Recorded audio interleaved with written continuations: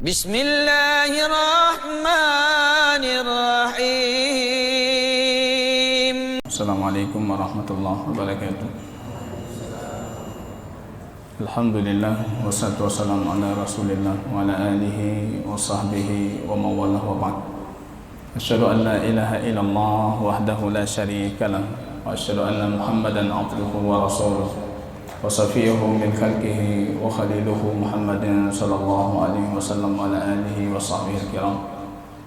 Yaqul Rabbuna jalla sya'nuhu fi muhkami tanzilih, ya ayyuhalladzina amanu taqullaha haqqa tuqatih wa la tamutunna illa wa antum muslimun. Kaum muslimin dan muslimat, hadirin hadirat,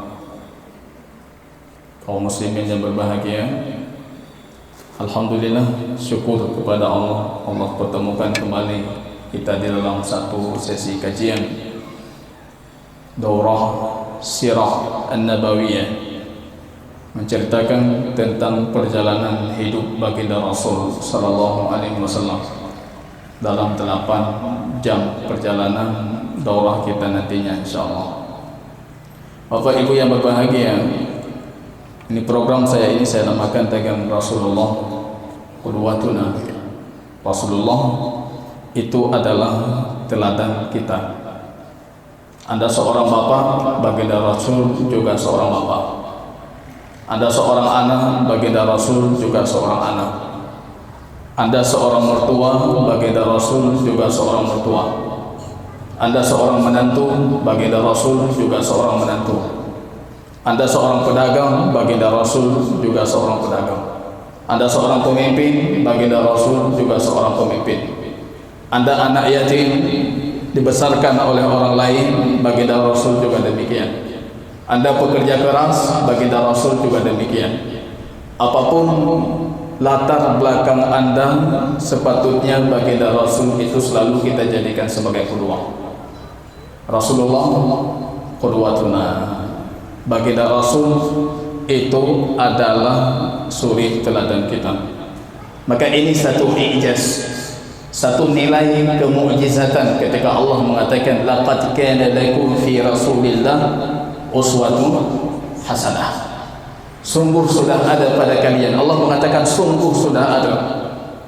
Perkataan seperti ini, pola dalam bahasa Arab seperti ini, itu ada yang dihilangkan. Yang dihilangkan itu sumpah dan apa yang disumpahi. Wallah laqad kana lakum fi Rasulillah uswatun hasanah. Sungguh demi Allah telah ada pada diri baginda Rasul itu suri teladan yang baik. Anda mengatakan saya ini seorang bapak, Rasul punya teladan. Seorang anak, Rasul punya teladan. Cukup bagi kita baginda Rasul kita jadikan sebagai teladan. Rasulullah qudwatuna. Tidak ada yang terbaik yang kita bahas saya rasa melebihi dibandingkan perjalanan hidup baginda Rasulullah. Dengan kelahirannya, dengan taufik Allah, kita hari ini mengetahui bagaimana kita salat. Hari ini kita tahu bagaimana kita berpuasa, bagaimana kita harus berinteraksi dengan Allah, berinteraksi dengan makhluknya Allah. Itu hanya dikarenakan fadlullah, karunia Allah, kemudian kelahiran sosok Rasul sallallahu alaihi wasallam. Maka saya sering mengatakan, kalau Anda bertanya apa alasan kita belajar sirah nabawiyah, mungkin banyak sekali alasannya. Alasan paling penting kalau kita berbicara tentang sirah nabawiyah, alasan paling penting karena belajar kehidupan baginda Rasul itu ibadah. Ibadah itu cukup menghadirkan kita hari ini, cukup nanti membawa kita mendakwahkan orang lain untuk menghadiri kajian seperti ini. Alasannya satu, belajar sirah Rasul itu ibadah. Anda baca Quran, Anda salat, Anda lainnya duduk di sini dalam kondisi kita mempelajari hadis baginda Rasul, itu sudah cukup menguatkan kalau kita sedang melakukan ibadah. Belum lagi kita berbicara nanti akan menambah keimanan, menambah kecintaan kepada baginda Rasul. Karena kalau melihat baginda Rasul kita malu. Rasul suatu ketika berkata kepada para sahabatnya, "Urid an ara ikhwani." Aku mau melihat saudaraku, kata Rasulullah. Para sahabat ketika itu mengatakan, ya Rasulullah, alasna ikhwanu, bukankah kami saudaramu? La, kata baginda Rasul, bukan kalian, antum ashabi, kalian sahabatku. Ikhwani, saudaraku akan datang setelah kalian. Mereka tidak pernah melihat aku, mereka mengimani diriku, mereka mau menginfakkan apapun yang mereka miliki hanya untuk melihat aku. Sedikit saja untuk baginda Rasul kita berat untuk kita keluarkan. Sedikit waktu untuk mengenal sejarah perjalanan hidup baginda Rasul berat untuk kita keluarkan.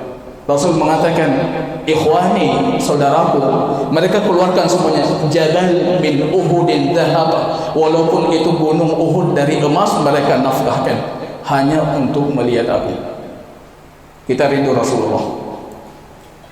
Alam semesta ini butuh Rasulullah. Rasulullah sallallahu alaihi wasallam. Belum lagi dalam mempelajari sirah, kita akan melihat praktek hukum Islam itu secara langsung dalam kehidupan yang nyata, bukan di buku, tapi perjalanan hidupnya baginda Rasul. Maka saya selalu mengatakan, sirah ini jangan main-main. Karena dari perjalanan hidup baginda Rasul akan lahir hukum. Kalau Anda mengambil sirah dari hadis-hadis palsu, cerita-cerita palsu, riwayat-riwayat palsu, bagaimana kita gali hukum dari sesuatu yang palsu? Maka saya tekankan, sirah kita ibadah, dan sirah kita harus sebagaimana yang sahih dari Rasulullah. Ini alasan kita jamaah. Belum lagi kita sebagai da'i melihat perjalanan hidup baginda Rasul, bagaimana beliau berdakwah, itu membuat kita memahami sedikit banyaknya fikih dakwah. Apa yang harus kita kedepankan, bagaimana kita harus berlaku, di mana kita bersikap keras, di mana kita harus melunak, di mana kita harus mengeraskan suara, di mana kita harus merendukkan suara, di mana kita nampakkan kedermawanan Rasulullah. Pertanyaan sederhana, kita rindu Rasulullah tidak Pak? Ingin berjumpa dengan baginda Rasul, ingin melihat baginda Rasul, terbayang saja ingin melihat baginda Rasul, pernah tidak? Kalau tidak pernah, jangan bicara tentang keimanan. Kalau Anda tidak pernah membayangkan akan menjumpai baginda Rasul, jangan bicara tentang keimanan. Itu Rasulullah. Kita lihat perjalanan hidupnya hanya untuk mendapatkan hidayah untuk alam semesta. Semuanya beliau korbankan. Ini Bapak Ibu yang berbahagia, perjalanan hidup baginda Rasul tentunya sangat panjang, 63 tahun. Kita kupas dengan detailnya, setidaknya akan butuh sekian tahun. Tapi kita akan mengupas secara lebih singkatnya.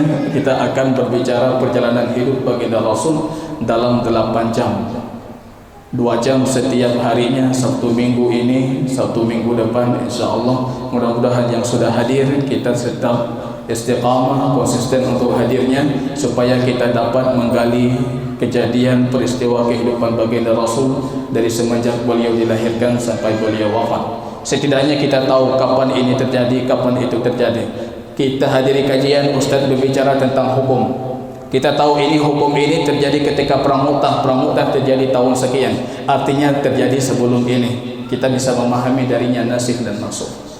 Perjalanan hidup baginda Rasul, saya ingin sedikit memperhatikan gambar di sini bagaimana Allah mendesain hidayah untuk alam semesta. Ini gambar kalau kita kenal dengan Jazirah Arabiyah, atau bahasa lebih tepatnya semi Jazirah Arabiyah. Kalau kepulauan harus diliputi oleh lautan, tapi kita lihat Bahrul Arab, Laut Merah, kemudian Teluk. Sedangkan bagian atasnya itu daratan. Tidak bisa kita katakan ini pulau, tapi ini Shibhu Jazirah Al-Arabiyah, semi Jazirah Arabiyah. Ini bukan pulau. Kita akan memperhatikan bagaimana Allah itu sangat latif. Allah sangat lembut dengan hidayah kita. Anda bertanya, kenapa Rasul bukan di Indonesia? Kenapa Rasul bukan di Australia? Kenapa Rasul bukan di Amerika? Supaya mereka mendapatkan hidayah. Allah Maha Latif. Allah memilih tempat untuk baginda Rasul, itu Ummul Qura. Ummul Qura, ibunya kota, ibunya tempat kembali semua kota, pertengahan dari belahan dunia. Allah memilih tempat dakwah itu pertengahan, sehingga dia bisa tersebar kemanapun arah yang ada. Bisa ke utara, bisa ke selatan, bisa ke samping, bisa ke kiri, bisa ke kanan. Saya dulu pernah mengisi daurah yang serupa di Takengon. Saya mengatakan kalau Allah berikan keberkahan, Takengon itu sepatutnya harus kita jadikan sebagai poros dakwah di Aceh. Ummul Qura, harus dari tengah dia baru tersebar, bukan dari atas Banda Aceh. Ini filosofi saya, kenapa saya mengatakan demikian. Kita akan mengupas beberapa kejadian sejarah Jazirah Arab, sejarah bangsa Arab. Kita mengenal tahun gajah, kemudian kita perhatikan bagaimana kondisi sosial dan agama di masa kelahiran baginda Rasul, supaya bisa kita rasakan bagaimana manisnya hidayah Allah. Kita perhatikan ini Jazirah Arabia. Kalau kita perhatikan ini globo dunia, Jazirah Arabia itu di tengah.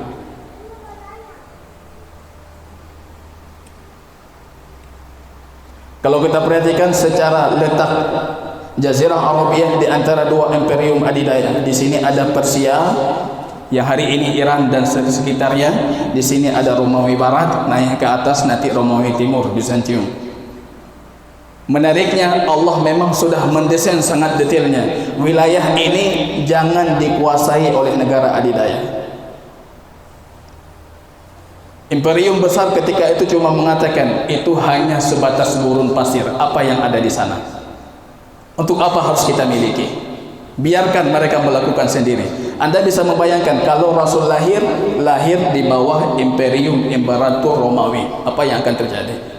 Lahir di bawah Imperium Persia, apa yang akan terjadi? Bagaimana gerakan dakwah yang akan terjadi? Tapi lahir di tanah orang saling berkelahi, orang dalam kondisi jahiliyah, mereka sibuk dengan perdagangan mereka. Imperium ini tidak menguasai. Kita perhatikan gambar ini warnanya kurang jelas, warnanya sama seperti warna Yaman. Yaman cuma bagian bawah yang dikuasai oleh Imperium Persia. Kabilah-kabilah Arab bagian atas, ini Ghassan, kepala-kepala kabilahnya orang Ghassasina, mereka selalu menjadikan Imperium Romawi sebagai majikan. Kalau bagian selatan, mereka menjadikan Imperium Persia sebagai majikan. Bagian dalam, majikan mereka adalah ketua kabilah mereka sendiri. Desain Allah sempurna sekali. Saya ingin melihat gambar selanjutnya. Kita perhatikan gambar selanjutnya. Ini dunia Islam hari ini. Dari tengah, poros tengah, berkembang ke utara, berkembang ke barat, berkembang ke timur, bahkan sampai jauh ke timur kita di Indonesia. Anda bisa membayangkan kalau letak risalah di sini, kapan sampainya ke sini? Kalau letak risalah di sini, kapan sampainya di sini? Tapi letaknya di tengah. Rasul bersumpah, kiamat tidak akan terjadi kecuali risalahku ini di setiap terbit matahari pasti ada yang beriman kepadaku. Ini warnanya tidak jelas. Ini mayoritas semuanya ada kaum muslimin, 1%, 2%, 0, sekian persen, ataupun 100%, ataupun 90 sekian persen. Allah sudah mendesain hidayah jauh sebelum baginda Rasul diciptakan. Luput dari kita kadang-kala. Kita justru yang mengatakan tidak, Islam harus di Indonesia, Islam harus rasa Indonesia, Islam harus seperti tradisi Indonesia. Kita lupa Allah maha segalanya sudah mendesain jauh sebelum kita berpikir. Kita mulai dengan Adam alaihissalam. Saya punya buku baru, ini lagi tahap pengeditan. Saya di situ dalam bab pertama saya kuatkan bahasa tunggal dunia dan pertama kali itu bahasa Arab. Dan di situ juga saya kuatkan teori yang mengatakan Adam alaihissalam itu turunnya di Jazirah Arab. Kita barangkali punya satu rujukan. Hadis baginda Rasul mengatakan kiamat tidak akan terjadi sehingga perbendaharaan harta kaum muslimin itu berlimpah ruah, sehingga seorang laki-laki keluar dengan zakat hartanya tidak ada seorang pun yang mau mengambilnya. Tidak ada seorang pun yang mau mengambilnya. Bukan kondisi hari ini kepala badan dayah kemarin memproklamirkan jumlah santri dayah yang ada di Aceh melebihi jumlah masyarakat Aceh. Proposal yang masuk terhitung jumlahnya lebih banyak dibandingkan jumlah masyarakat Aceh. Akan datang suatu saat, kata baginda Rasul, orang keluar dengan hartanya, dengan zakatnya, tapi tidak ada orang yang mau mengambilnya karena mereka semua kecukupan. Kemudian Rasul sallallahu alaihi wasallam mengatakan, hadis Imam Muslim, hatta ta'udul Arab al-jazirah, kata Rasul, jazirah Arab itu akan kembali memancarkan mata air sungai-sungai dan salju. Ini kondisi kita sekarang di Arab. Saya besar di gurun seperti ini. Pandang kita jauh, kita memandang tidak ada bangunan. Pandang ke belakang tidak ada bangunan. Main bola kaki tidak ada gawang. Siapa yang paling kuat bawa sejauh mungkin kita bawa. Itu gaya kami bermain bola kaki dulu di Yaman. Ini Arab. Ini kondisi dulu dan ini kondisi, kata baginda Rasul, akan datang. Hatta ta'ud, Arab akan kembali artinya dulu seperti ini. Ini Indonesia, Pak. Bersalju, sungai-sungai, tumbuhan-tumbuhan rindang, taman-taman. Itu kata baginda Rasul, dan itu akan terjadi. Hari ini sebagian provinsi di Arab sudah mulai kelihatan akan terjadi seperti disabdakan oleh baginda Rasul. Yang terindah ketika itu Arab, yang terbaik ketika itu Arab. Allah tidak mungkin menurunkan Adam alaihissalam kecuali untuk wilayah yang terbaik, yang terindah. Dan itu bukan di kita Indonesia. Jadi ada yang mengatakan, Ustaz, itu Indonesia, Ustaz. Indonesia itu surganya dunia. Bukan Indonesia. Arab dulu surganya dunia. Kenapa Anda mengatakan demikian? Dalam surat Ali Imran 96 Allah mengatakan, Inna awwala baitin wudi'a lin-nas lalladzi bi Bakkah mubarakan wa hudan lil alamin. Rumah ibadah pertama kali diletakkan untuk manusia di Bakkah. Itu Ka'bah yang ada di Mekah, bahasa lainnya Bakkah. Mubarak, dia penuh dengan keberkahan dan petunjuk. Ini rahasia Allah di sini. Ini akan jadi poros petunjuk untuk semesta alam. Adam dituntut untuk beribadah, betul. Kalau dituntut untuk beribadah, Adam harus punya rumah ibadah. Di mana rumah ibadahnya? Ka'bah. Maka Ka'bah menjadi rumah ibadah pertama yang ada di atas muka bumi. Ibrahim bukan membangun Ka'bah, cuma mendirikan pondasi Ka'bah, menegakkan kembali. 129 Al-Baqarah Allah mengatakan, wa id yarfa'u Ibrahim wa Ismailu. Ibrahim dan Ismail meninggikan pondasi-pondasi Ka'bah, bukan membangun dari dasar. Pondasinya sudah dibangun oleh Adam. Dalam beberapa riwayat para malaikat yang meletakkan pondasinya. Ibrahim cuma meninggikan dengan Ismail. Meninggikan. Kenapa Allah perintahkan Ibrahim untuk hijrah ke Jazirah Arab, ke Mekah? Karena di situ letak poros hidayah di masa dulu. Sejarah para ahli juga mencatat pernah terjadi transmigrasi manusia besar-besaran di Jazirah Arab. Karena malapetaka yang terjadi tempo dulu, Arab yang dulu seperti itu megahnya, seperti itu indahnya, jadi gurun-gurun pasir yang panas. Mereka hijrah kemana-mana, mereka pergi kemana-mana, tersebar anak-anak manusia di mana-mana. Hari ini datang ahli-ahli barat mengatakan bahasa Arab bagian dari bahasa Semit. Semit itu nisbah kepada anak Nabi Nuh, Sam ibnu Nuh. Semit. Bahasa Semit, bahasa Hemit, bahasa Turani, yang tiga suku bahasa yang ada di dunia. Arab bagian dari bahasa Semit. Tapi di buku saya menguatkan justru bahasa Semit itu bagian dari bahasa Arab. Indonesia, Melayu itu bagian dari bahasa polar ini. Bagian dari bahasa Arab. Arab itu induk bahasa. Ernest Renan itu pakar bahasa linguis dari Jerman. Dia kebingungan. Bahasa Arab satu-satunya bahasa, kata beliau, yang kita tidak tahu kapan mulainya, kapan dewasanya. Kok tiba-tiba dia sudah tua dan sempurna? Kalau bahasa lain semua kita tahu, ini mulai, baru mulai, ini masih dalam masa kematangan bahasa, ini belum tua bahasanya. Bahasa Arab bingung pakar linguis barat, semuanya bingung. Kapan dimulai? Kok tiba-tiba bahasa ini datang dan langsung sempurna? Karena itu bahasa yang Allah pilih. Dalam hadis yang dhaif itu akan jadi bahasa penduduk syurga. Ini mulai bangsa Arab, Adam. Adam alaihissalam. Kemudian kita perhatikan, setelah transmigrasi besar-besaran, rupanya daerah seputaran ini ditinggalkan tanpa ada penduduk. Allah berkehendak Ibrahim dinikahkan oleh Sarah, istri pertamanya, dengan Hajar, pemberian dari Raja Mesir ketika itu. Rupanya Sarah yang sudah lama menunggu anak itu tidak dikunjung datang anak, yang justru yang kelahiran pertama itu Ismail dari Hajar. Allah perintahkan Ibrahim dari bagian Babilonia, Irak di sini, untuk berhijrah jauh dengan seorang bayinya, dengan istrinya Hajar, di tengah gurun yang tidak ada penduduk, yang ada gunung-gunung batu, yang tidak ada kehidupan, tidak ada air, tidak ada tumbuhan. Inni taraktu min dzurriyyati, aku tinggalkan keluargaku biwadin ghairi dzar'in, Allah abadikan dalam Al-Quran, tempat yang tidak ada apa-apa, inda baitikal muharram, tapi itu di sisi rumahmu, Baitul Haram, Masjid Haram.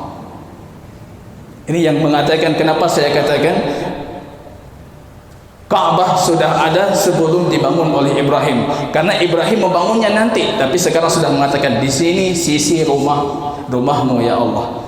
Tapi kita tahu Ibrahim meninggalkan mereka, sejarahnya panjang, semua hadis tentang peninggalan Ibrahim itu sahih. Ditinggalkan dengan sedikit air. Hajar mendatangi Ibrahim ketika Ibrahim ingin beranjak pergi meninggalkan Makkah. Kenapa engkau tinggalkan kami di tempat yang tidak ada air, tidak ada kehidupan? Ibrahim diam. Kenapa engkau tinggalkan kami di sini? Ibrahim diam. Kemudian Hajar mengatakan, Allah amaraka bihadza. Apa itu perintah Allah? Allah. Kalau sudah Allah sudah cukup. Fala yudhayyana. Allah tidak mungkin mensia-siakan kami. Pulang Ibrahim. Dalam riwayat disebutkan Ibrahim pernah kembali 3 kali setelahnya. Kembali ke pertama, Ibrahim diperintahkan untuk menyembelih anaknya Ismail. Kisahnya diabadikan dalam Al-Quran.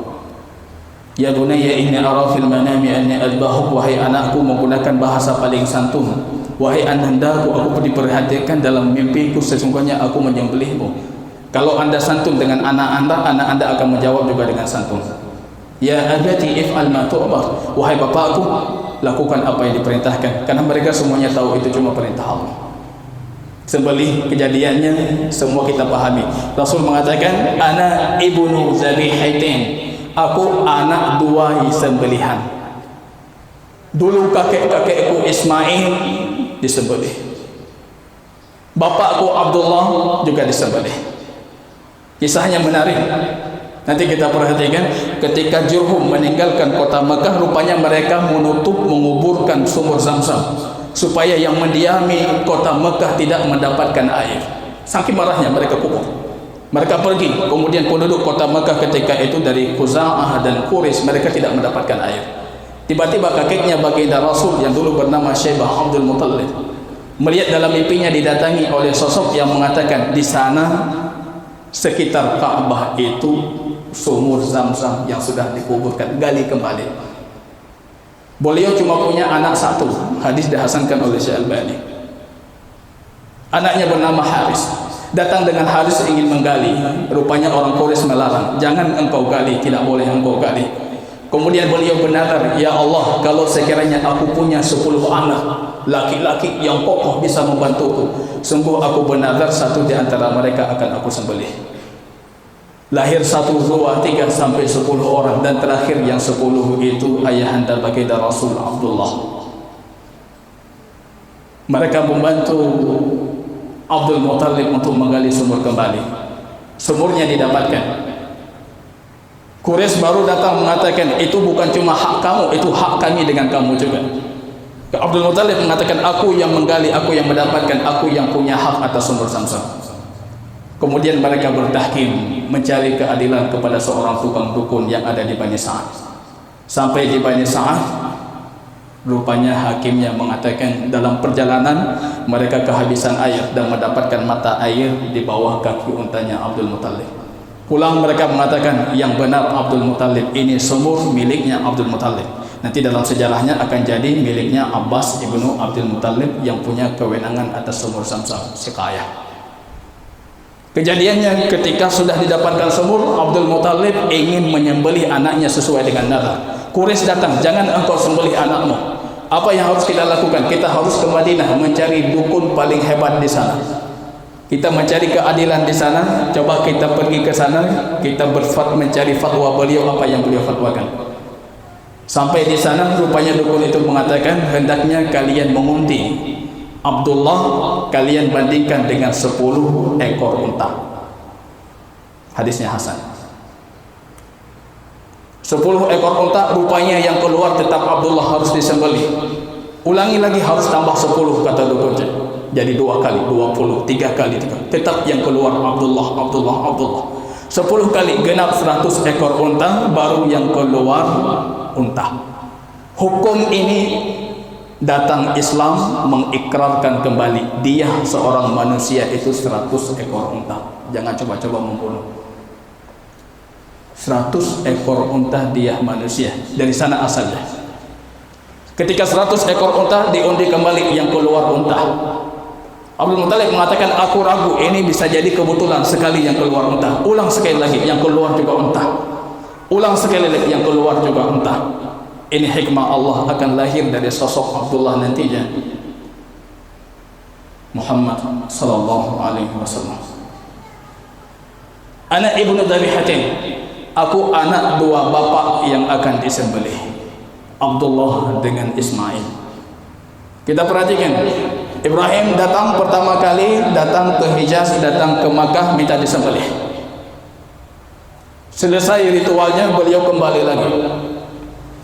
Pulang kembali, Ismail sudah dewasa. Kita tahu mereka berdua mendapatkan sumur Zamzam, kisahnya semuanya kita tahu. Dan tiba-tiba suku Jurhum yang dari Yaman ini, dia mau naik ke atas, mau cari kehidupan. Mereka itu Arab dinamakan Arab karena mereka suka berpindah tempat mencari kehidupan. Di sini ada air, mereka bertahan. Habis air, jalan lagi cari di mana tempat kehidupan baru. Arab. Ya'rabuna. Pergi ke sana, pergi ke sini, pergi ke sana, pergi ke sini. Jurhum sampai ke Makkah. Dalam hadis baginda Rasul mengatakan fastaidu bahisan adil ma. Mereka mengirim 1 orang untuk mencari air. Orang yang mencari air ini datang tiba-tiba dia melihat ada burung-burung. Kemudian dia mengatakan pasti burung ini tidak berhenti kecuali di tempat air. Maka suku Jurhum datang. Mereka mendapatkan di tempat sumur Zamzam ada seorang ibu dengan seorang anak, Ismail. Ibu itu langsung datang mengatakan, aku butuh kawan di tempat ini sendirian, tapi dengan satu syarat, hak kewenangan atas air Zamzam itu hanya milikku. Sejarah Islam sudah cukup menguatkan, kita tidak butuh teori-teori barat untuk menghormati wanita.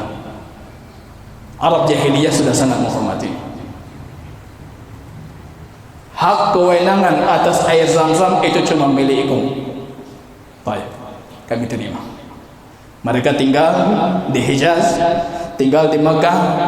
Besarnya Ismail, kemudian Ismail menikah dengan wanita dari Jurhumiyah. Dari sini lahir istilah Arab Musta'rabah.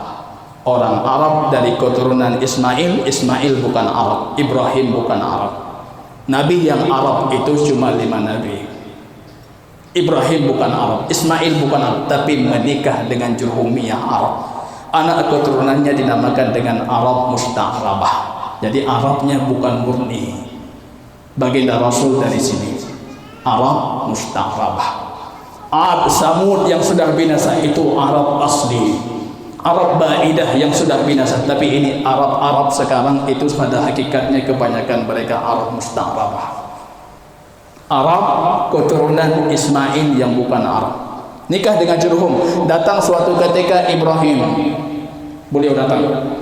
Beliau mendatangi, menanyakan di mana rumahnya Ismail. Ditunjuk ke rumahnya Ismail. Ketika itu penguasa Mekah masih di tangan Ismail. Itu rumahnya. Beliau datangi, rupanya beliau tidak mendapatkan Ismail. Yang didapatkan cuma seorang wanita, istrinya Ismail.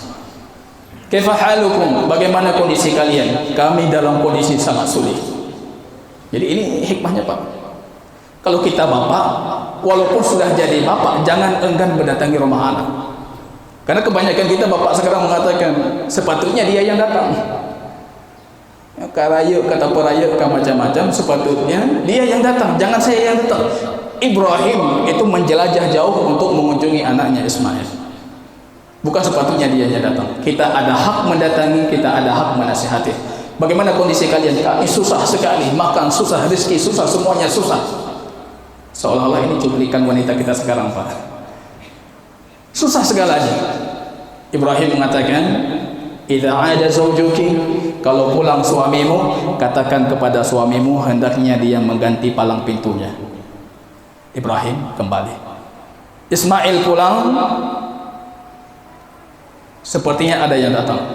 Ada seorang tua yang datang dari jauh, dia sebagai musafir, dia mengatakan seperti ini, ceritanya seperti ini. Hendaknya engkau kembali ke rumah orang tuamu, itu bapakku Ibrahim, dan memintaku untuk menceraikan dirimu. Itu kalau tuha katanya. Sudah tuha makin moho. Jadi kalau bapak kita tuha pungo jangan dipercaya itu. Isi salehah, ini segala salehah, tiba-tiba minta diceraikan. Itu bapaknya seperti Ibrahim, boleh minta diceraikan, kita ceraikan. Datang hari yang kedua, hari selanjutnya datang sekali lagi. Boleh tidak mendapatkan Ismail, itu hanya mendapatkan istrinya Ismail. Di sana beliau menceritakan kembali, kaifa halukum, bagaimana kondisi kalian? Alhamdulillah, nahnu fi ni'mah wa khairin, kami dalam kebaikan, rezeki mudah. Apa ta'am kalian? Apa makanan kalian? Makanan kami itu daging dan air. Kemudian Ibrahim mengangkat tangannya, Allahumma barik fil lahmi wal ma'i. Allah berkahi air dan Allah berkahi daging. Rasul mengatakan kalau sekiranya ketika itu ada biji-bijian, sungguh Ibrahim akan mengatakan Allah berkahi juga biji-bijian. Kalau ada nasi, sungguh ketika itu Rasul juga akan mengatakan Allah berkahi juga nasi. Kebetulan tidak ada, yang ada daging Pak. Allah berkahi. Katakan ke suamimu kalau dia pulang, hendaknya palang pintunya ditetapkan kembali, jangan dibuang-buang itu. Pulang dia, pulang Ismail, itu bapak aku. Beliau mewasiatkan untuk menjagamu. Itu yang kita jaga ibu, kalau seperti yang tadi itu. Bagaimana kondisi kalian? Baik, Masya Allah. Rezekinya sulit tapi semuanya baik. Baik, Masya Allah. Baik, Masya Allah. Alhamdulillah, nahnu fi ni'mah. Nahnu dalam kondisi ni'mah, fi khairin, dalam kebaikan. Tetapkan itu palang pintunya, jangan dibuang-buang. Itu langka, apalagi sekarang. Palang pintu yang seperti itu langka itu. Tetapkan palang pintumu. Pernah ketika dia remaja sekali Ibrahim datang, dan ini kali yang Ibrahim berjumpa dengan Ismail. Lama tidak jumpa, tapi ketika melihat langsung beliau tahu itu bapaknya. Ketika itu Ibrahim sedang berada di belakang Ka'bah, dekat dengan sumur Zamzam, sedang memperbaiki anak panahnya Ismail. Melihat Ibrahim bapaknya, dalam hadis mengatakan fantaba ilaihi kama yantabu al-ab ila al-walid al-mafqud. Langsung beliau menyambutnya seperti sambutan seorang anak terhadap seorang bapak yang sudah lama tidak ketemu. Rasul seolah-olah ingin kita itu berkhayal, berimajinasi seperti apa kondisi mereka bertemu. Sudah lama tidak bertemu, tiba-tiba bapaknya lihat. Mereka dalam kondisi berpelukan, mereka dalam kondisi menangis keharuan. Ketika itu Ibrahim mengatakan, saya diperintahkan untuk mendirikan denganmu, minta musyawarah, jangan suka debat di rumah bapak ibu. Musyawarah, dialog, dialog. Padahal Ibrahim bisa mengatakan kamu harus bantu, saya akan bangun Ka'bah, tapi beliau mengatakan aku diminta denganmu untuk mendirikan Ka'bah. Seperti apa menurutmu? Pandanganmu seperti apa? In kana amrullah naf'al, kalau itu perintah Allah kita lakukan. Allah abadikan 127, 128, 129 Al-Baqarah. Wa idh yarfa'u Ibrahim al-qawa'ida min al-baiti wa Ismail. Itu Syekh Abdul Aziz Ibn Baz membaca ayat ini dalam satu kajian tafsirnya, beliau menangis. 5 menit beliau baca, beliau menangis. 5 menit beliau baca, beliau menangis. ketika Ibrahim dan Ismail mengangkat pondasi-pondasi Ka'bah. Rabbana taqabbal minna innaka antas samiul alim. Ya Allah, terimalah dari kami karena Engkau itu Maha mendengar dan Maha mengetahui.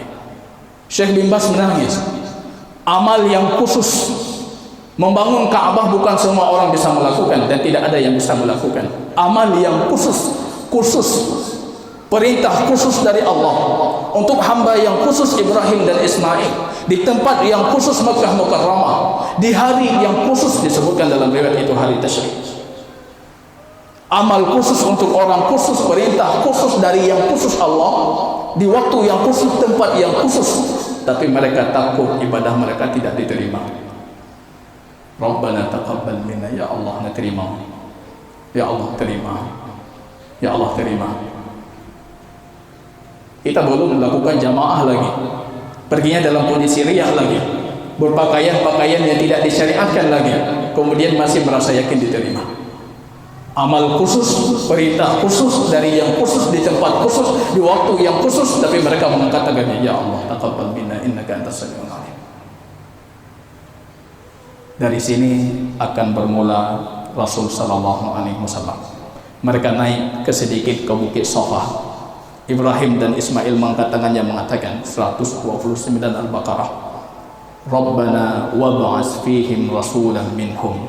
Ya Allah, utus satu orang rasul dari mereka. Ini Muhammad dari mereka. Yatlu alaihim ayatika wa yu'allimuhumul kitab, yang mengajarkan kepada mereka, membaca kepada mereka kitabmu, mengajarkan kitabmu, wal hikmah, mengajarkan hikmahmu, wa yuzakkihim, menyucikan mereka. Innaka antal azizul hakim. Anak itu mulai bukan dari kelahiran Pak Ibu. Kalau Anda berpikir mulai kelahiran, Anda salah. Setengah dari proses anak sudah kita tinggalkan, maka anak kita tidak saleh. Jauh dari sana mulai proses anak. Jadi semenjak Anda belum memilih istri, Anda mengangkat tangan berdoa, ya Allah karuniakan istri yang salehah yang akan keluar darinya anak-anak yang saleh. Doa. Bukan ketika melakukan hubungan suami istri, jauh di sana. Tidak lahir sosok baginda Rasul kecuali doa dua hamba Allah yang saleh. Wa ba'ats fihim, ya Allah turunkan kepada mereka rasulan minhum. Ini doa dari dulu nggak pernah doa. Milih istri nggak pernah doa. Menggauli istri tidak pernah doa. Tiba-tiba angkat tangan, ya Allah kasih jadikan anak saya saleh. Pendidikan tidak jelas, kawan untuk anak tidak jelas, lingkungan untuk anak tidak jelas. Maka saya katakan, ini sirah kita jadikan qudwah. Jangan cuma dengar-dengar, oh, Masya Allah bagus juga ini sirah. Ambil hikmahnya. Kita akan punya anak atau kita sudah punya anak, jadikan tarbiyah mereka seperti ini. Angkat tangan. Nanti kita perhatikan kisah Rasul dikeluarkan dari Taif. Keluar dari Taif baginda Rasul sallallahu alaihi wasallam. Datang Jibril, datang Mikail. Hadisnya sahih. Kenapa kami tidak membalikkan Akhtabain, dua gunung itu yang besar itu, kami balikkan ke penduduk Taif? Rasul mengatakanlah, jangan. La'allahu yakhruju min dhi'bi haula. Kadang-kala akan keluar dari sulbi mereka itu yang menyembah Allah. Itu doa. Belum ada, dari sulbi mereka akan keluar. Dari semenjak dari sulbi sudah kita doakan. Kasihan kita. Kita jadi bapak, kita penuhi nafkah lahirnya luar biasa. Kerja pagi, kerja siang, kerja malam luar biasa. Tapi nafkah ruhnya, nafkah pendidikan Islamnya, nafkah ibadahnya itu tidak pernah kita penuhi. Justru itu kita berikan kepada mereka yang menyesatkan umat. Anak kita masukkan ke sekolah-sekolah mereka. Badan kita besarkan, akal, pikiran, ruh, jiwa mereka yang wewenangnya di tangan orang lain, bahkan di tangan-tangan orang yang musuh Islam. Jangan seperti itu. Rabbana wa ba'ats fihim rasulan minhum yatlu 'alaihim ayatika wa yu'allimuhumul kitaba wal hikmah wa yuzakkihim innaka antal azizul hakim. Dikabulkan tidak, Pak? Sudah dikabulkan. Kira-kira kalau kita bertanya, dapat tidak Ibrahim dan Ismail pahala dari kelahiran baginda Rasul? Dapat. Besar pahalanya, besar luar biasa. Mereka sebab. Kita perhatikan. Tahdhib tarikh Tabari disebutkan nukilan dari Imam Ibnu Qayyim, Allah menurunkan Adam di Hindia dan Hawa di Jeddah, kemudian Adam mencarinya dan mereka berdua saling bertemu. Ketika itu Hawa maju untuk memuluk Adam, maka tempat itu dinamakan Musdalifah. Isdalafah artinya maju ke depan.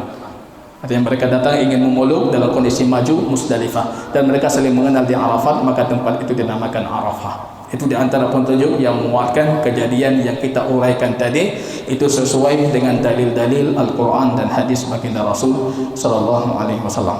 Jadi kita sedikit, saya ingin merincikan sedikit imarah kota Mekah sepeninggalan Ismail tetap penguasa kota Mekah. Yang menguasai air ketika itu dia yang menguasai daerah. Karena urgennya air di saat itu di Jazirah Arab. Lahir anaknya Ismail, anak Ismail secara turun-menurun itu yang menguasai kota Mekah. Sampai akhirnya Jurhum itu membuat kezaliman, kemudian mereka menguasai kota Mekah, bukan lagi anak keturunan Ismail. Kezaliman dalam sejarah akan dibalas dengan kezaliman. Ingat itu.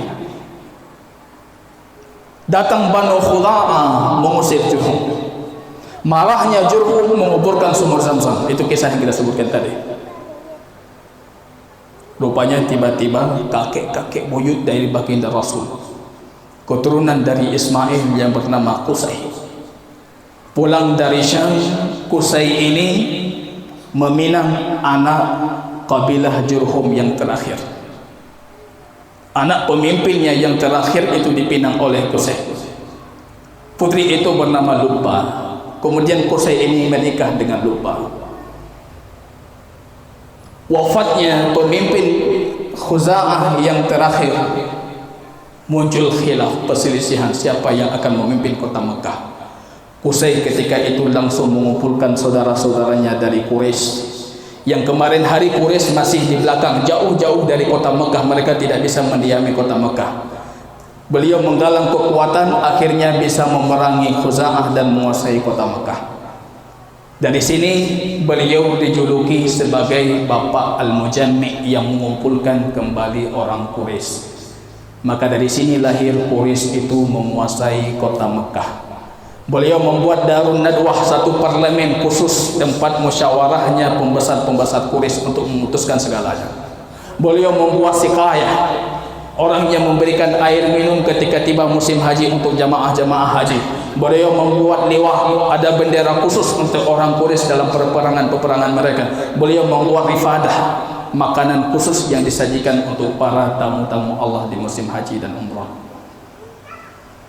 Dari sini kakek baginda Rasul yang ke atas itu Qusay sudah menguasai kota Mekah.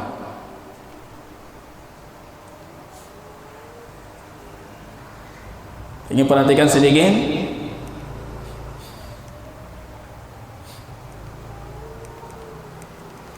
Kita perhatikan Qusay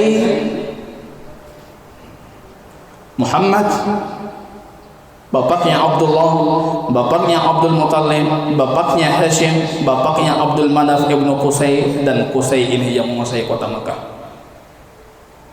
Tidak ada satupun kabilah ataupun bagian dari kabilah Quraisy kecuali mereka akan kembali ke bagian dari sini. Jadi dari bagan ini itu semua Quraisy akan berinduk ke sini. Jadi Umar dengan Rasul akan berjumpa nasabnya, Abu Bakar dengan Rasul akan berjumpa nasabnya. Dari sini kita naik Qusay, butun Quraisy, butun Kinana dari Kinana, dari Ilyas, dari Mudhar, dari Nazar, dari Ma'ad, dari Adnan. Rasul mengatakan nasabnya saya fulan sampai ke Adnan. Ketika sudah sampai ke Adnan, beliau mengatakan kadzaban nasabun, mereka para ahli ilmu nasab itu suka berdusta. Artinya setelah itu tidak ada yang benar. Kalau tiba-tiba ada ustaz menyebutkan Allah sampai Adam, itu nggak ada yang benar, Pak. Yang ada sampai ke sini saja. Kadzaban nasabun, para ahli ilmu nasab itu suka kali berdusta sampai Adnan. Jangan Masya Allah yang sampai ke Adam beliau hafal, itu nggak ada sahih itu. Yang sahih sampai ke sini, sampai ke Adnan, sampai ke Adnan. Rasul mengatakan kadzaban nasabun, para ahli ilmu nasab itu suka berdusta. Beliau berhenti di Adnan. Dan kita tahu antara Adnan dengan Ismail ada anak satu yang bernama Nabit, ada 6 lagi bapa yang tidak diketahui siapa mereka dari Ismail sampai Adnan. Yang jelas mereka semuanya sepakat ini anak keturunan dari Ismail. Allah melihat jauh sebelumnya di segalanya diciptakan, istafa Kinanah min walad Ismail. Allah memilih Kinanah, jadi batun Kinanah dari anak-anaknya Ismail. Wastafa Quraisyan min Kinanah, kemudian Allah memilih Quraisy dari Kinanah, tidak memilih kabilah-kabilah lain. Wastafa Bani Hashim min Quraisy, kemudian Allah memilih Banu Hashim dari Quraisy. Wastafani min Bani Hashim, dan Allah memilihku dari Bani Hashim. Itu jauh di ilmu Allah. Allah sudah tahu. Wa huwa a'lamu aina yaj'alu risalata. Allah paling tahu di mana risalah kenabian ini harus diletakkan. Itu jangan kita perdebatkan lagi. Kenapa bukan saya? Kenapa bukan di sini? Kenapa bukan di sana? Kenapa tidak? Allah mengatakan Allahu a'lam. Allah paling tahu di mana nabi ini harus diletakkan. Kenapa harus di sini? Allah melihat hati-hati anak Adam. Kemudian Allah perhatikan yang paling suci dari sini, turun dari kesucian ini sampai kepada Muhammad sallallahu alaihi wasallam. Allahu a'lamu aina yada'u risalatah. Ini kita perhatikan sedikit, ini tentang kelahiran Nabiullah sallallahu alaihi wasallam. Saya kembali ke peta biar kita lihat.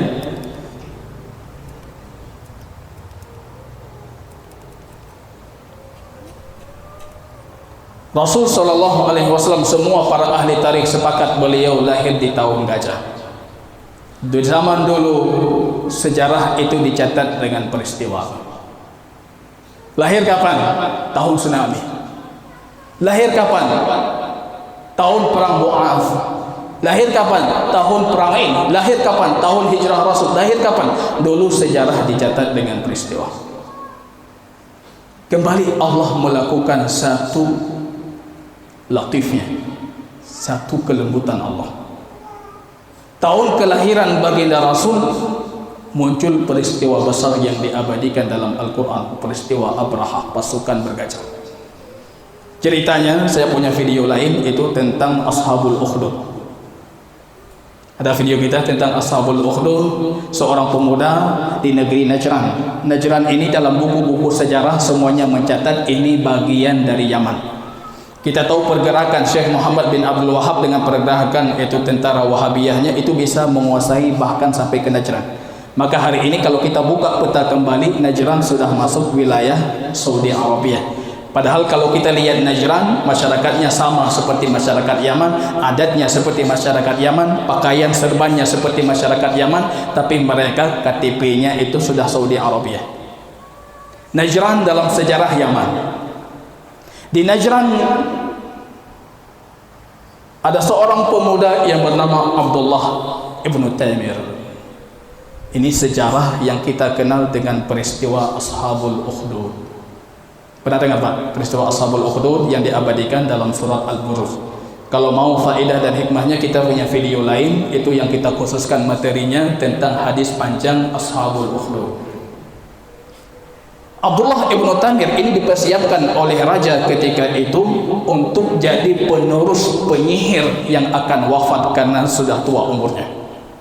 Dalam perjalanan menuntut ilmu sihirnya dari rumahnya, dia mendapati ada rumah seorang rahib. Itu kisah sahih, diabadikan dalam Sahih Muslim, Sahih Bukhari. Ada rumah rahib.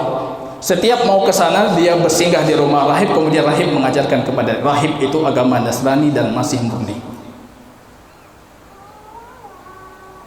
Kita tahu raja terakhir di daerah Yaman, ini daerah Yaman, raja terakhirnya dari kerajaan Himyar itu bernama Dhinnuwas, agama mereka Yahudi. Kalau versi hadis, dia menuntut masyarakatnya justru untuk menyembah dirinya.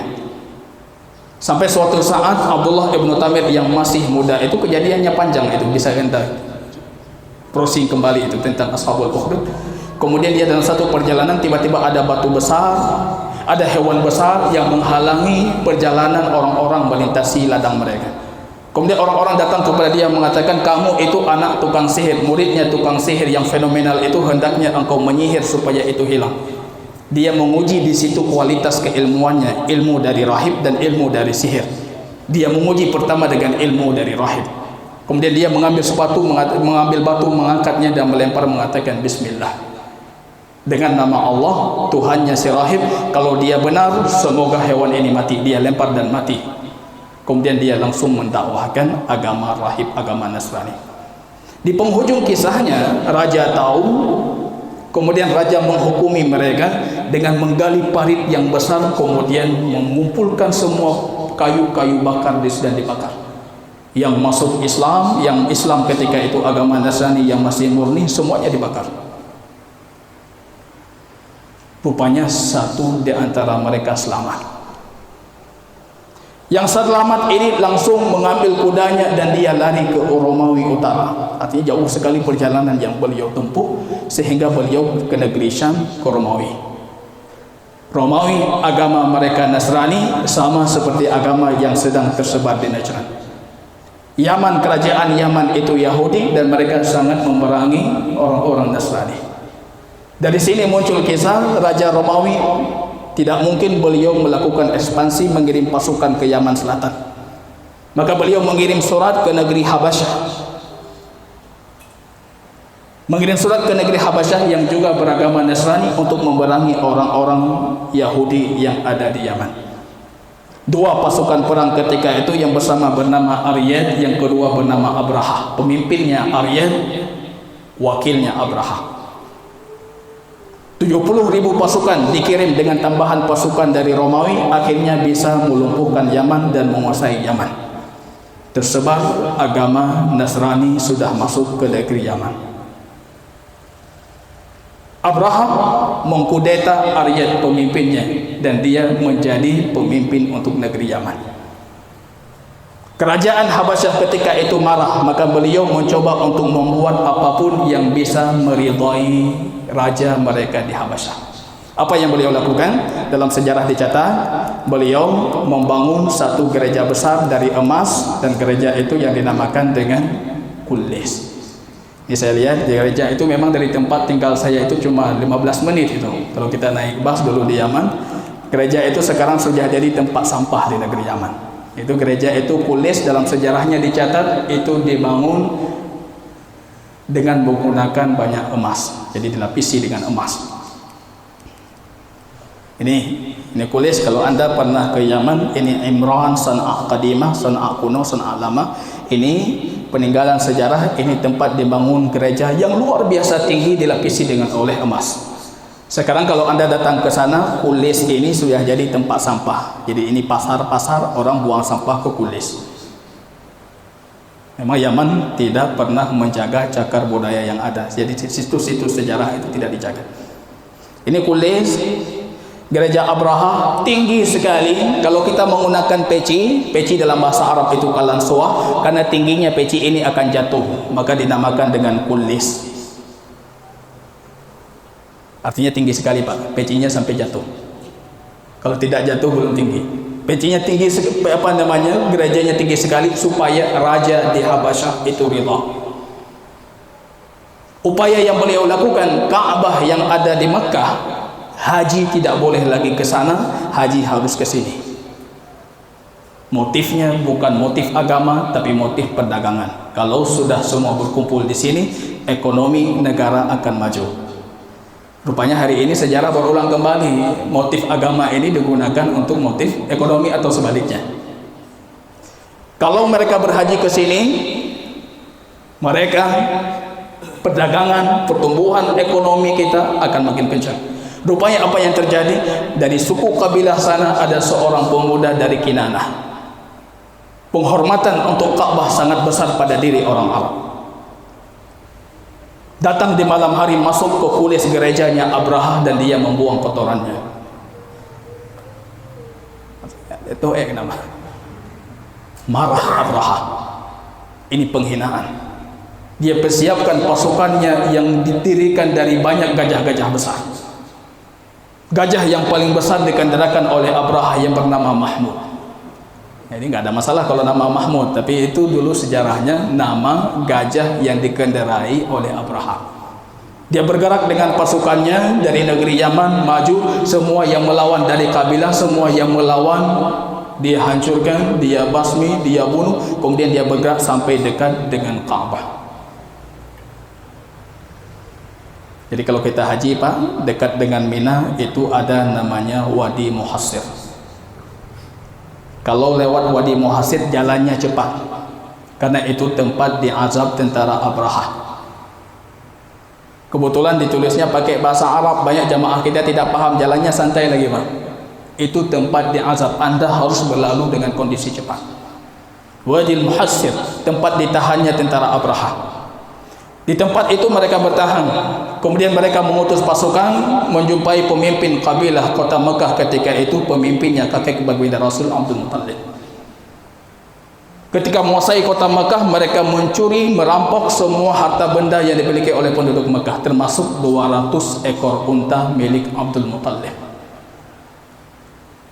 Kirim surat ke Abdul Muttalib datang. Abraha yang dalam kondisi duduk melihat haibah kewibawaan Abdul Muttalib, beliau langsung bangun dengan penuh penghormatan. Maka Rasul itu kalau kita lihat bapaknya, kita lihat ibunya, kita lihat kakeknya, kita lihat pamannya, sifat karakter yang baik ada pada 4 sosok ini semuanya mengalir kepada baginda Rasul. Haibahnya baginda Rasul, kewibawaannya baginda Rasul, bagaimana ketika beliau berjalan itu mengalir dari kakeknya. Abraha dalam kondisi duduk, dalam riwayat langsung berdiri menunjukkan penghormatan. Kemudian Abraham mengatakan, kami akan menyerang Ka'bah, tempat ibadah kalian. Abdul Muttalib cuma memberikan syarat, penduduk Mekah izinkan untuk keluar ke bukit-bukit, tidak ada masalah. 200 ekor unta milikku hendaknya engkau kembalikan kembali. Baru tertawa Abraham. Dari tadi saya lihat kayaknya saleh, Masya Allah, tiba-tiba mintanya unta. Rumah Allah akan kami hancurkan, Anda tidak sedikit pun khawatir dan kecewa.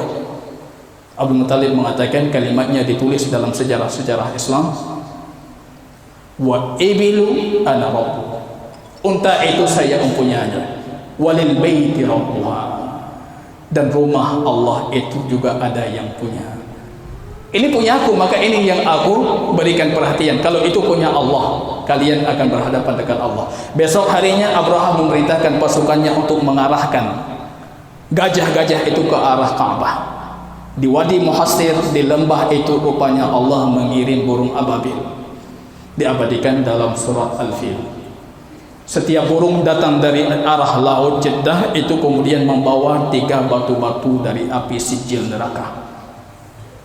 Setiap burung membawa 3, 1 di paruhnya, 2 di kakinya, menyerang tentara Abraha. Semua mereka mati dalam kondisi terluka, dan Abraha terluka parah, dibawa pulang ke San'a dan mati di San'a dalam kondisi luka bekasan burung ababil. Ini mukaddimat, kalau bahasa Arabnya irhasa. Allah sedang membuat satu rahasia di sini. Langsung orang Arab itu semua pandangan mereka Quraisy. Ka'bah. Ini artinya akan kelahiran sosok di sana. Kalau hukum logika kita mengatakan Abraha agamanya Nasrani, Quraisy itu agamanya musyrik penyembah berhala. Abraha lebih baik, tapi kenapa ini dihancurkan? Ada rahasia di sana. Seluruh hati mereka berpaling ke Ka'bah. Jadi nanti kita lihat ketika Fathul Mekah, penaklukan kota Mekah, orang Arab itu tidak mau ikut perang membantu Quraisy, justru mereka menunggu. Kalau Muhammad ini batil, pasti dia akan kalah. Ketika dia menang, mereka langsung datang berbondong-bondong, kami masuk Islam. Tidak mungkin Anda bisa menguasai Ka'bah kecuali Anda di atas kebenaran. Itu rahasia Allah. Pandangan mereka semuanya ke sana. Dari situ muncul makin tinggi kekuasaan dan kedudukan Quraisy di mata Arab. Tahun itu kelahiran sosok baginda Rasul sallallahu alaihi wasallam. Kalau Anda bicara tentang ini, saya simpulkan ini kondisi masyarakat ketika itu. Kalau perpolitikan dikuasai oleh pemimpin-pemimpin kabilah, kalau kondisi agama mengikuti agama moyang mereka Ismail, cuma sebagian mereka yang masih murni, mayoritas semuanya sudah mensyirikkan Allah. Ada sisa Waraqah ibnu Nawfal, agama Nasrani yang masih murni. Ada Abdullah ibnu Jahshin, dia Nasrani masih murni, ikut hijrah masuk Islam, hijrah ke Habasyah, tiba-tiba ke sana dia kembali lagi Nasrani, istrinya dinikahkan oleh baginda Rasul yang bernama Hindun. Ada satu lagi sosok Zaid ibnu Amr ibnu Nufail yang wafat dalam kondisi agama Ismail, masih murni menyembah Allah, tidak pernah menyekutukan Allah dengan berhala apapun. Suatu ketika para sahabat bertanya, ya Rasulullah, bagaimana dengan Zaid ibnu Amr ibnu Nufail, boleh tidak kita meminta rahmat untuknya? Baginda Rasul mengatakan, fa innahu yub'atsu yaumal qiyamati ummah wahdahu. Dia satu besok dibangkitkan di hari kiamat dalam kondisi seperti satu umat. Satu orang kalau bertahan dengan kebenaran, dia bernilai satu umat di mata Allah. Itu kondisi. Kalau kondisi sosial, macam-macam bentuk perzinahan, judi itu tersebar merajalela, zina tersebar merajalela. Ada bentuk istibra. Perempuan kalau mau anaknya itu cerdas, maka suaminya akan memberikan izin istrinya dituduri oleh orang yang cerdas. Kalau mau anaknya itu terhormat, istrinya diberikan izin untuk dituduri oleh pembuka kabilah, oleh orang-orang terhormat. Mau jadi anak penghulu, diberikan kesempatan kepada mereka. Istiblah. Ada praktek pernikahan, perempuan dinikahi secara beramai-ramai. Ketika keluar anak, dia punya hak untuk menentukan siapa bapaknya. Tersebar buyutul di'arah, rumah-rumah perzinahan. Ya cukup ketika itu para pelacur mereka itu cuma memunculkan bendera merah di depan rumah, itu siapa yang mau masuk, siapa yang mau masuk. Kondisi sosial sangat rusak. Kalau kondisi ekonomi, mayoritas mereka itu pedagang, sebagian kecil dari mereka cuma petani dan pengembala. Kita lihat Rasul sallallahu alaihi wasallam, kalau dari sisi nasab tidak ada pernah yang meragukan nasab baginda Rasul. Abu Sufyan ketika berdagang ke Syam dipanggil oleh Heraklius Herka. Herkal mendapat surat dari baginda Rasul, aku sudah diutus, kalian harus masuk Islam. Kemudian memanggil, kamu dari kaumnya? Iya, kami dari kaumnya. Wa man nasabuhu fikum, bagaimana nasabnya di sisi kalian? Abu Sufyan mengatakan, wa fina dzu nasab, nasabnya sangat tinggi di mata kami. Wa fina dzu nasab. Kita perhatikan, ini nasab baginda Rasul. Ini kelahiran baginda Rasul, semuanya sepakat tahun gajah sesuai dengan sepatutnya tarikh. Mayoritas lahir di bulan Rabiul Awal, sebagian para ulama mengatakan lahir di bulan Ramadan. Tapi yang sahih beliau lahir di bulan Rabiul Awal. Sesuai hadis Bukhari, beliau lahir di hari Senin. Beliau ditanyakan oleh seorang Arab Badawi, ya Rasulullah, wa ma huwal isninu fika? Ada apa dengan hari Senin? Beliau mengatakan, fihi uladu, aku di hari Senin itu dilahirkan. Dan beliau kenabiannya juga diangkat di hari Senin dan wafat juga di hari Senin. Hari lahir tanggal 12 sesuai dengan pandangan jumhur ulama, 12 Rabiul Awal, tahun gajah, ataupun dengan bahasa kita mungkin 53 tahun sebelum hijrah. 53 tahun sebelum hijrah. Itu kelahiran baginda Rasul. Kalau kita ke Mekah, kita akan mendapatkan itu ada Maktabah Mekah, perpustakaan Mekah. Ini mayoritas para ahli sejarah mengatakan disinilah dulu tempat kelahiran baginda Rasul sallallahu alaihi wasallam. Sekarang pihak otoritas di sana menjadikan itu sebagai maktabah, perpustakaan Mekah. Ibu susuan baginda Rasul Aminah, tentunya ibunda beliau yang pertama kali menyusui beliau. Kemudian Suwaibah. Suwaibah ini budak yang dimerdekakan oleh Abu Lahab. Suwaibah ini suatu ketika ditanyakan oleh para istri baginda Rasul. Hindun bertanya, ya Rasulullah, kenapa engkau tidak menjadikan adikku sebagai istrimu yang baru? Rasul mengatakan, aku tidak mau. Dan aku tidak ingin menikah. Kemudian Hindun mengatakan, kami mendengar engkau akan menikahi dengan putrinya Abu Salamah, anaknya Ummu Salamah. Kemudian Rasul mengatakan, anaknya Ummu Salamah itu anak tiriku, karena beliau menikah dengan Ummu Salamah. Kemudian yang kedua, aku haram menikah dengannya karena bapaknya Abu Salamah, aku dulu dengan bapaknya dulu itu disusukan oleh budaknya Abu Lahab Suwaibah. Jadi sejarahnya sahih, baginda Rasul pernah disusui oleh Suwaibah. Yang muallak hadis dalam Sahih Bukhari itu sifatnya muallak, tidak termasuk dalam Sahih Bukhari. Abu Lahab setiap hari Senin itu mendapat keringanan dengan 2 saluran air di dalam kuburnya, karena beliau bergembira dengan kelahiran baginda Rasul, dan beliau ketika itu memerdekakan budaknya Suwaibah karena dia yang menyusui baginda Rasul.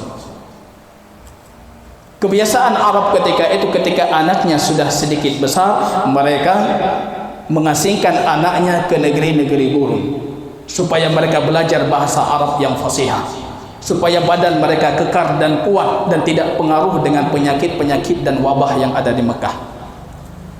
Ketika itu mayoritas para ahli susuan itu datang dari Sa'ad. Sa'ad itu bagian dari Amir, Amir itu bagian dari kabilah Hawazin. Rasul tidak pernah melupakan kebaikan.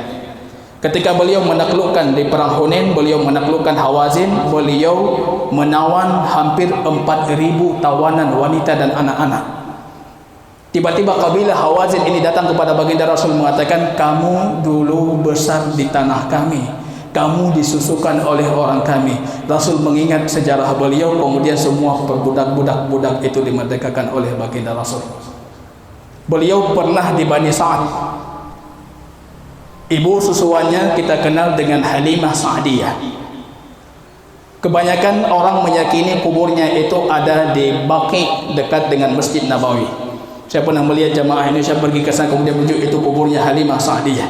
Tidak ada cerita yang sahih Halimah Sa'diyah itu dimakamkan di Baqi, tapi justru beliau dimakamkan di kabilah beliau sendiri di Sa'ad. Yang sahih di Sa'ad. Kubur di Baqi itu bukan milik Halimah Sa'diyah. Enggak perlu Pak Musa itu. Ini kubur susuan Nabi dulu itu. Enggak perlu ambil tanah, ambil batu. Kasihan kubur Baqi sekarang bebatuannya banyak yang hilang, Pak. Banyak yang hilang, batunya banyak yang hilang, banyak yang tercoret nama-nama itu nama. Kebanyakannya ujungnya Toh. Anto Suryanto. Dari kita, Pak. Enggak perlu kita terapkan itu. Jadi Halimah Sa'diyah itu sahihnya beliau diwafatkan di Sa'ad. Beliau pernah menceritakan hadisnya sahih. Kerja kami itu sebagai ibu susuan. Saya datang dalam kondisi paceklik dan kemarau yang panjang. Saya ingin datang ke Mekah, ingin mengambil anak susuan.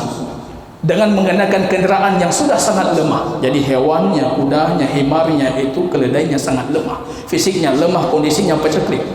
Sedangkan sawahibi, beliau mengatakan sahabat-sahabatku itu mengenai kenderaan yang kencang, yang kuat, perbekalan lengkap, kami kurang perbekalan. Kami datang ke Mekah. Setiap orang ditunjukkan Muhammad, semuanya menolak ketika dikatakan anak ini yatim. Muhammad, Masya Allah, ini anak yatim, nanti saja. Masya Allah, ini anak yatim, tinggalkan. Termasuk Halimah Sa'diyah yang meninggalkan. Kemudian beliau mengisahkan, semua sahabatku sudah mendapatkan sesuanya kecuali aku. Kemudian aku bersumpah kepada suamiku, lan narji'a hatta na'khudhu bihadzal yatim. Kita tidak akan pulang kecuali kita membawa anak yatim itu. Kalau anak yatim pasti upahnya sedikit. Rupanya beliau mengatakan, wa ma wada'tuhu fi hijri, tidak aku letakkan di pangkuanku kecuali Allah menampakkan tanda-tanda keberkahan. Air susunya langsung penuh, anaknya yang seumuran dengan Muhammad langsung kenyang, tersusui dan tertidur, dan kami dalam perjalanan bisa tertidur. Rupanya unta kami langsung bersusu, kami bisa kenyang, semuanya keberkahan. Sampai umur 2 tahun, maka Rasul itu jadi sosok yang sangat fasih. Jadi fasih sekali. Abu Bakar suatu ketika takjub dengan kefasihan baginda Rasul. Ya Rasulullah, wa ma afsahak, engkau kenapa sangat fasih? Bahasamu sangat fasih. Rasul mengatakan, aku dulu di Bani Sa'ad. Aku di sana dibesarkan. Jangan sekarang. Kalau sekarang makin kita bawa ke gurun, makin rusak bahasanya, Pak. Ya. Ini kalau dulu makin dibawa ke gurun, makin jauh itu makin keras fisiknya, makin kuat ototnya, dan makin fasih bahasanya. Di sana muncul kejadian yang kita kenal dengan kejadian belah dada. Itu sahih. Rasul 2 kali dibelah dada, ketika di masa susuan 2 tahun umurnya, dan ketika Isra Mi'raj mau diisrakan, Allah kembali, Jibril membelah dada baginda Rasul dan mencucinya dengan air Zam-Zam.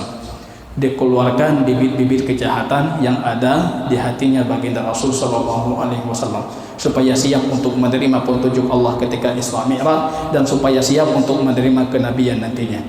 Jadi kita lihat hadisnya itu sahih, riwayat Imam Muslim. Umur 2 tahun masih di Bani Sa'ad. Suatu ketika beliau mengembalikan, kebiasaan mereka mengembalikan setelah 2 tahun. Karena susuan itu datang Islam menguatkan, susuan itu ibu tetap 2 tahun. Lebih tidak ada masalah, yang jangan kurang. Ada yang takut lebih, ini lebih sudah haram. Enggak apa-apa kalau lebih.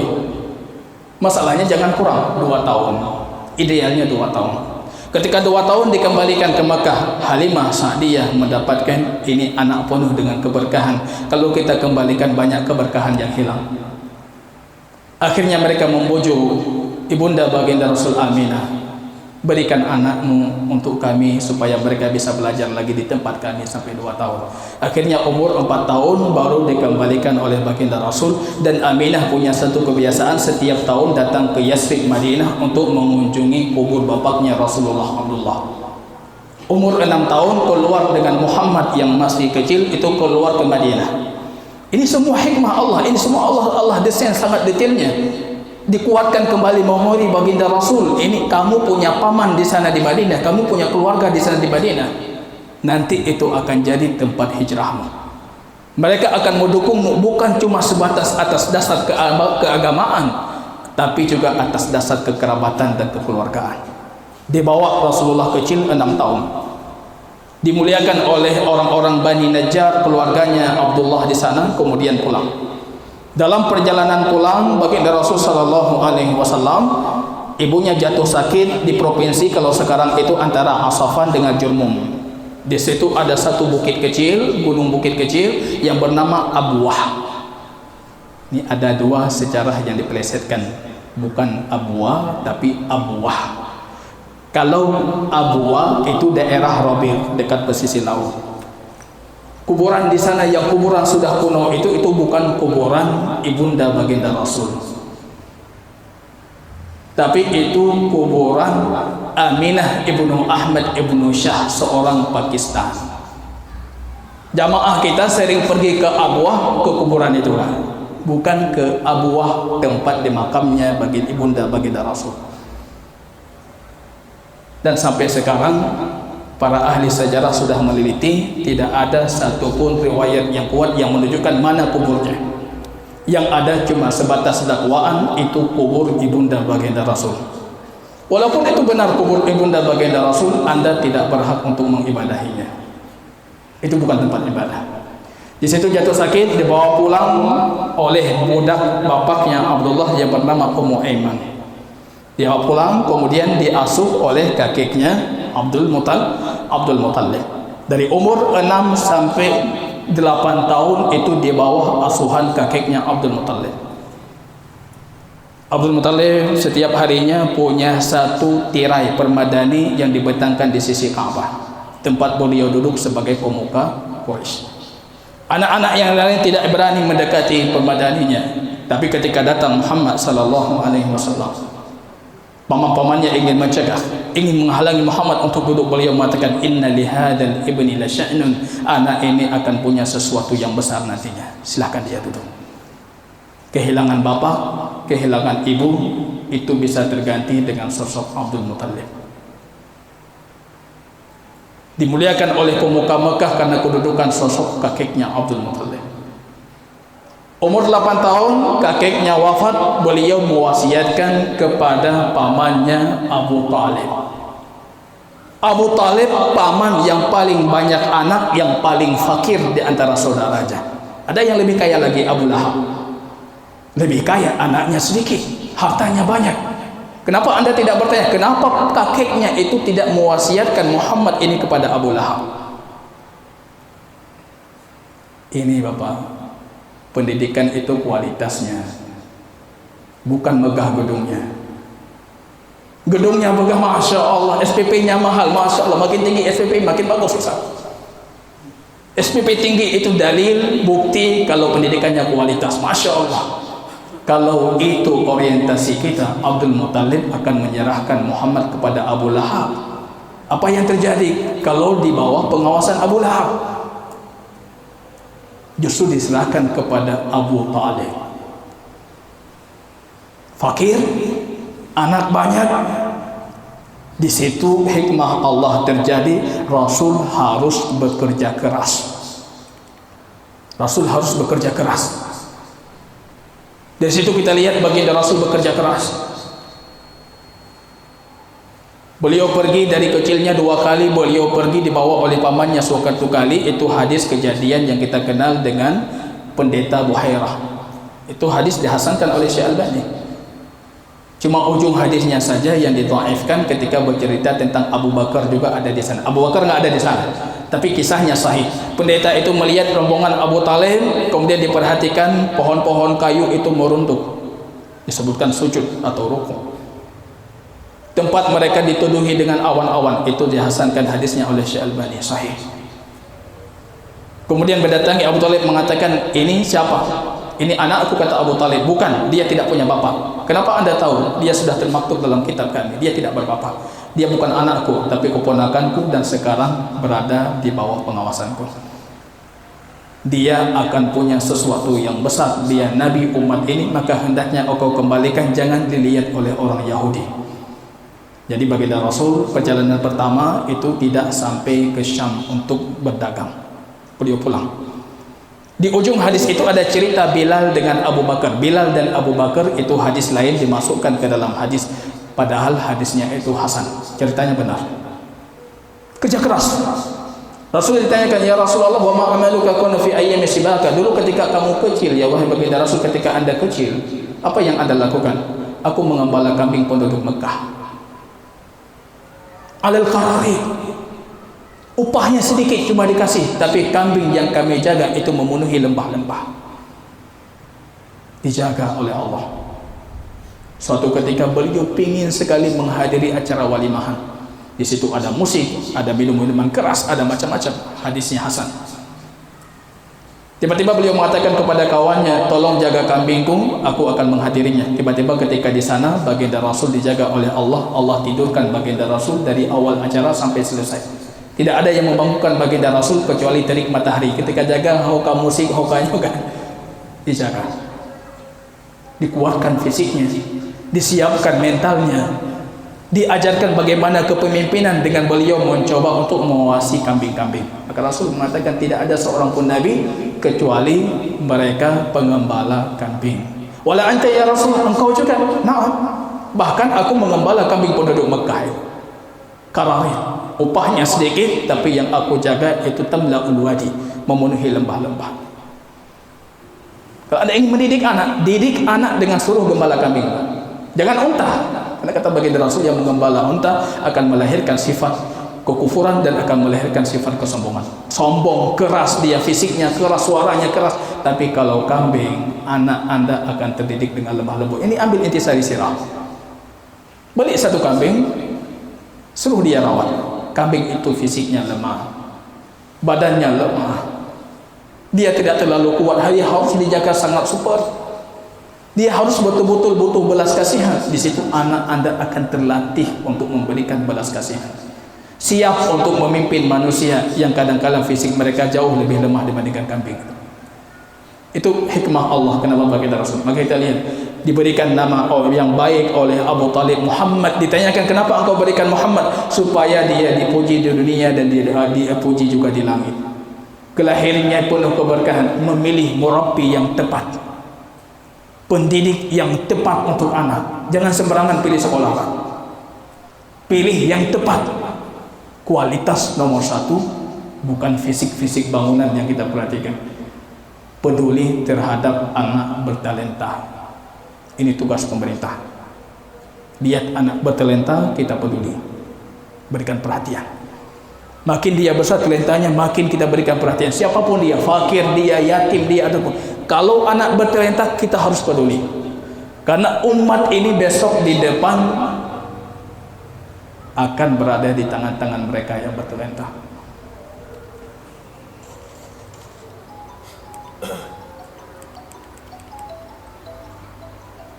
Saya ingin melihat beberapa itu siklus kehidupan baginda Rasul. Umur 15 tahun sudah ikut perang.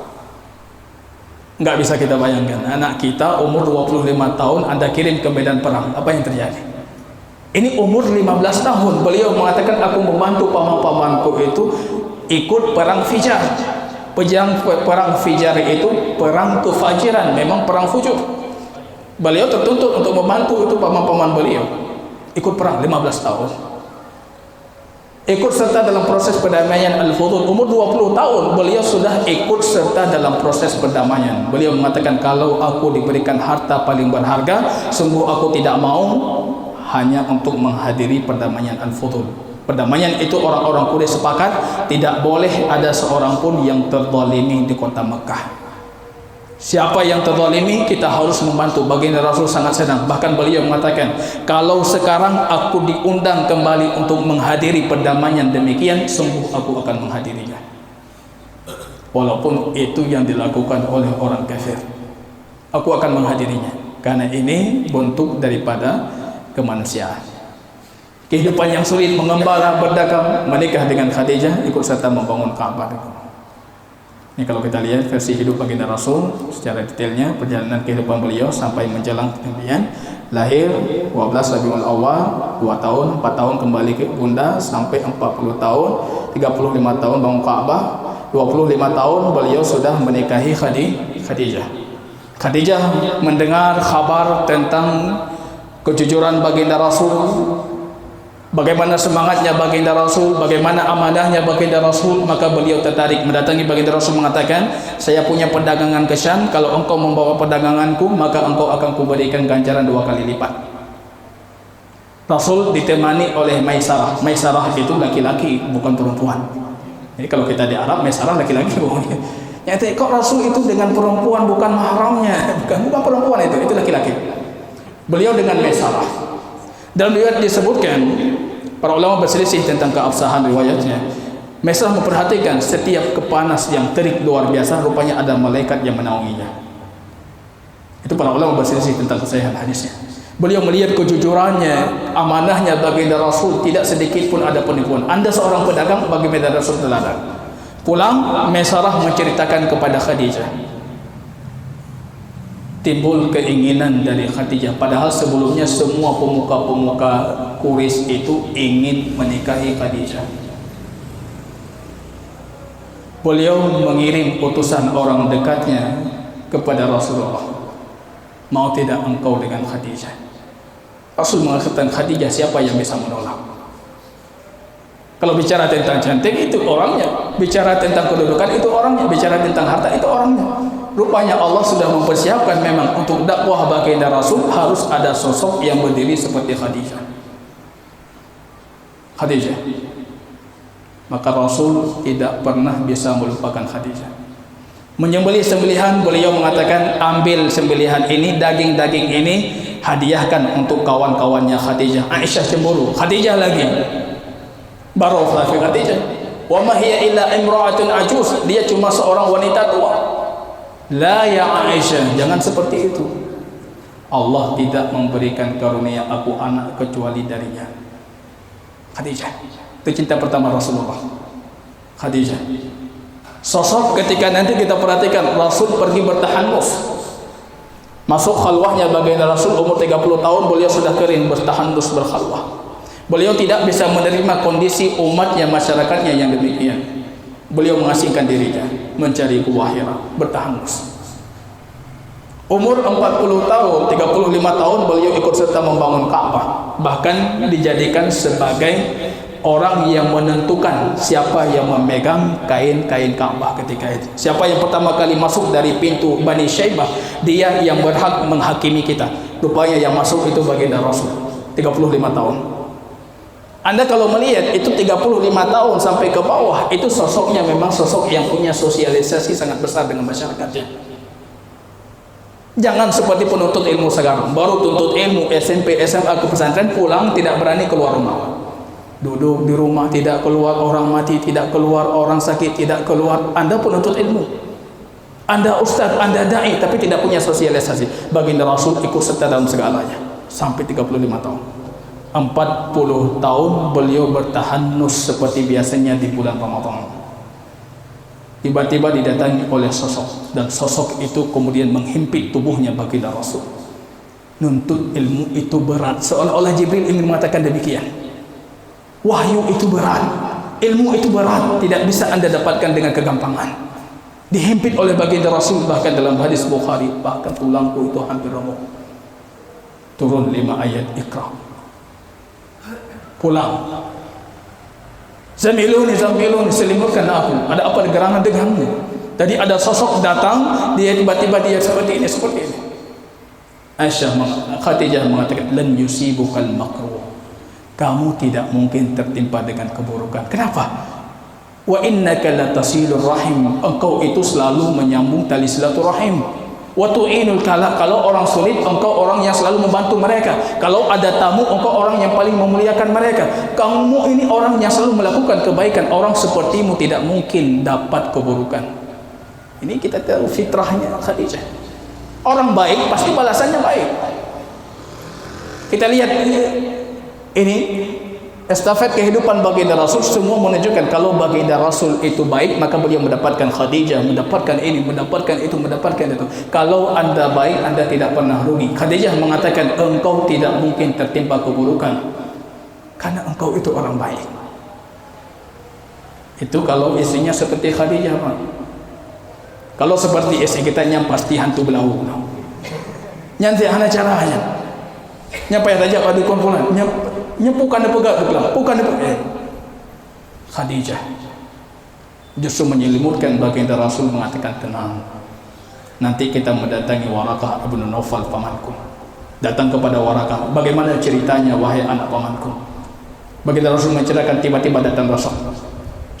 Warakah langsung bangun, mencium keningnya baginda Rasul mengatakan, fa innahu namus alladhi ata Musa wa Isa. Itu Jibril, malaikat yang mendatangi Musa dan Isa. La yukhrijanna, engkau akan dikeluarkan. Terkejut baginda Rasul, engkau akan dikeluarkan. La yuqatilanna, engkau akan diperangi. Kalau aku masih muda, beliau ketika itu sudah tua.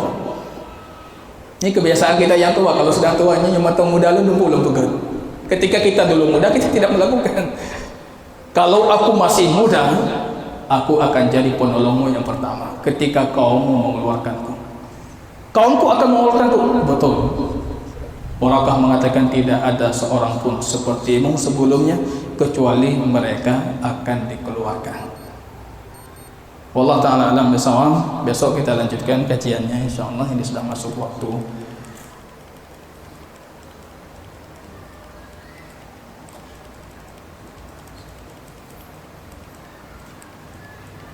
Kalau ada yang patut kita tanyakan, mungkin satu dua.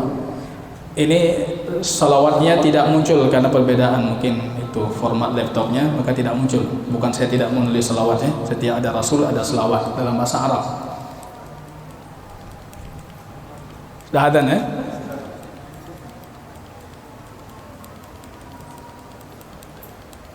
Ya, patut insyaallah besok kita mulai dengan menyebutkan beberapa kisah-kisah palsu ataupun lemah seputar kelahiran baginda Rasul sampai beliau menikah ataupun sampai sebelum kenabian.